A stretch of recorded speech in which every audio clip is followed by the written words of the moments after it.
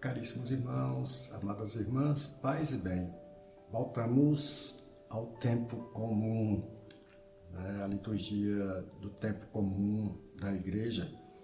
E com esse tempo já celebramos aí o 12º domingo do tempo comum, desejando realmente que Cristo esteja alegrando o nosso coração, especialmente porque na quinta-feira passada celebramos aí o corpo e o sangue de Cristo, lembrando a sua presença no meio de nós, lembrando a sua presença conosco, fazendo memória de que Jesus atua no nosso meio, inspira o nosso coração a fazer o bem, a praticar a justiça e a verdade.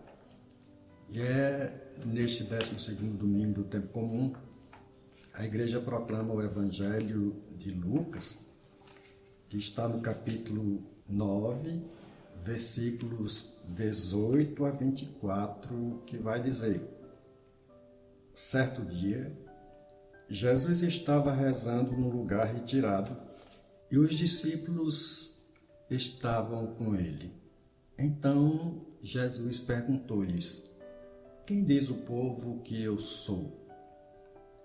Eles responderam: uns dizem que és João Batista, outros que és Elias, mas outros acham que és algum dos antigos profetas que ressuscitou. Mas Jesus perguntou: e vós, quem dizeis que eu sou? Pedro respondeu: o Cristo de Deus. Mas Jesus proibiu-lhes severamente que contassem isso a alguém e acrescentou: o Filho do Homem deve sofrer muito, ser rejeitado pelos anciãos, pelos sumos sacerdotes e doutores da lei, deve ser morto e ressuscitar no terceiro dia. Depois Jesus disse a todos: se alguém me quer seguir, renuncie a si mesmo, tome sua cruz cada dia e siga-me. Pois quem quiser salvar a sua vida, vai perdê-la. E quem perder a sua vida por causa de mim, esse a salvará. Palavra da salvação, glória a vós, Senhor. Caríssimos irmãos, amadas irmãs, Jesus Cristo teve essa forma pedagógica de viver com os seus discípulos, ensinando, instruindo, admoestando, falando. E no momento em que Jesus está rezando na presença dos discípulos, ele pergunta para os seus discípulos o que o povo pensava dele. Lógico, o povo vai dizer que Jesus é um grande profeta, ou que é João Batista, ou que é Elias, Vai ligar, vai fazer memória desses profetas, desses grandes profetas que viveram antes de Jesus, ligando assim Jesus à linha profética. E depois Jesus vai perguntar aos próprios discípulos, porque acredita-se, eles deveriam ter uma resposta adequada em relação a Jesus e em relação aos seus feitos, pois Jesus já havia realizado milagres no meio deles e eles sabiam que esses milagres não eram coisas comuns, ou que realmente algo de extraordinário acontecia quando Jesus falava, pois ele, além de ter o poder de falar, de instruir com sinceridade, de ensinar aos seus, ele também realizava milagres. De forma que Jesus dirige a pergunta para eles, e Pedro, representando aí todos os apóstolos, vai dar uma resposta sincera: tu és o Cristo de Deus. E Jesus proíbe severamente que Pedro fale isso para alguém, porque Pedro podia estar dando uma resposta distorcida ou algo ainda não compreensivo à memória dos discípulos, à memória do próprio Pedro, pois, sendo o Cristo de Deus, Jesus representa aí o Salvador, o Messias, aquele que veio salvar a humanidade. Mas também poderia ser aquele que deveria usar das armas na interpretação de alguns dos discípulos de Jesus, alguém que podia usar da força para recuperar o reino de Israel. E aí Jesus proíbe severamente porque essa resposta de Pedro ela não está realmente ainda totalmente convicta. Ela não é uma resposta convicta, mas algo que se pensa no mundo material. E aí Jesus vai dizer que o Cristo, que ele deve realmente ser maltratado, ser injuriado, ser morto, crucificado e morto, né? E quem seguir Jesus deve também renunciar a si mesmo, abraçar a cruz e segui-lo. Isso nos diz o seguinte: o seguimento de Jesus, eu já falei algumas vezes nesse canal, o seguimento de Jesus não é um seguimento fácil.